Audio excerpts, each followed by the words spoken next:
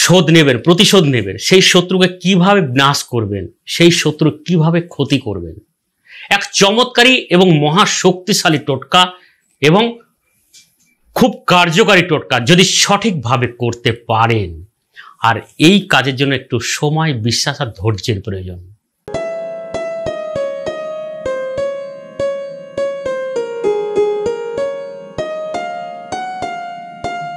নমস্কার দর্শকবৃন্দ, আমি উজ্জ্বল শাস্ত্রী।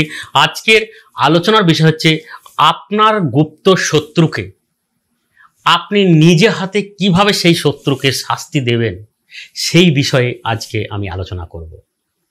অর্থাৎ আপনার যে প্রতিনিয়ত ক্ষতি করে যাচ্ছে, উঠতে বসতে সব দিক থেকে বাধার সম্মুখীন হয়ে দাঁড়াচ্ছে উনি, সেই শত্রুকে কিভাবে শোধ নেবেন, প্রতিশোধ নেবেন, সেই শত্রুকে কিভাবে বিনাশ করবেন, সেই শত্রু কিভাবে ক্ষতি করবেন। এক চমৎকারী এবং মহা শক্তিশালী টোটকা এবং খুব কার্যকারী টোটকা যদি সঠিকভাবে করতে পারেন। আর এই কাজের জন্য একটু সময়, বিশ্বাস আর ধৈর্যের প্রয়োজন। এটা যার আছে তারই সফলতা আসবে। তাই যে শত্রুকে দমন করতে চাইছেন, শুধুমাত্র একটু কষ্ট করে হলেও আপনাকে খেয়াল রাখতে হবে প্রতিনিয়ত রাস্তায় যাতায়াত করার সময়, অর্থাৎ নদী পার হওয়ার সময়, নৌকায় যখন পার হবেন, সেই নৌকাতে আপনাকে মনে রাখতে হবে একদিন না হয় 2 দিন, 3 দিন, 4 দিন প্রতিনিয়তর জন্য যাতায়াতের সময় আপনাকে খেয়াল রাখতে হবে নৌকার কোনো পেরেক কোনো ঢিল হয়ে আছে বা বার করা যাবে বা লুজ হয়ে আছে, সেই পেরেকটা নাড়াচাড়া করছে, যে কোনো প্রকারে সেই নৌকা থেকে পেরেকটাকে আপনাকে জোগাড় করতে হবে।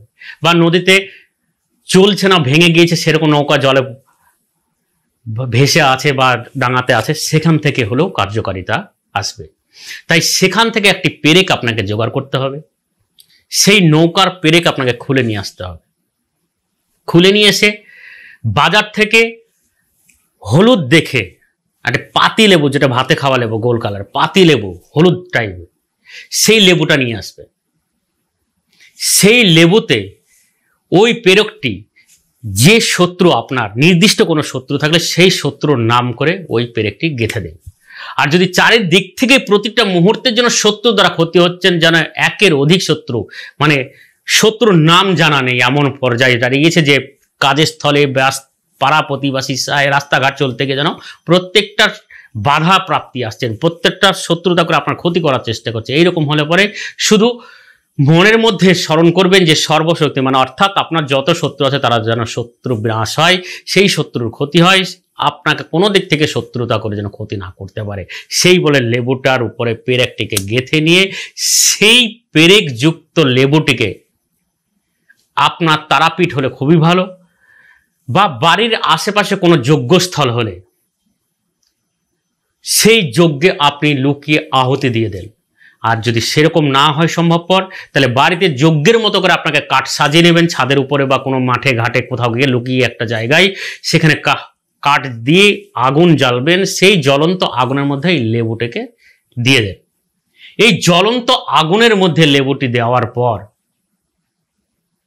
সেই শত্রুর নাম কল্পনা করুন, যে সেই শত্রু আগুনের যে তাত লাগলে যেরকম জ্বালাপোড়া করে, সেটাকে কল্পনা করুন, অনুভব করুন যেন সেই রকম শত্রু জ্বালাপোড়া করছে।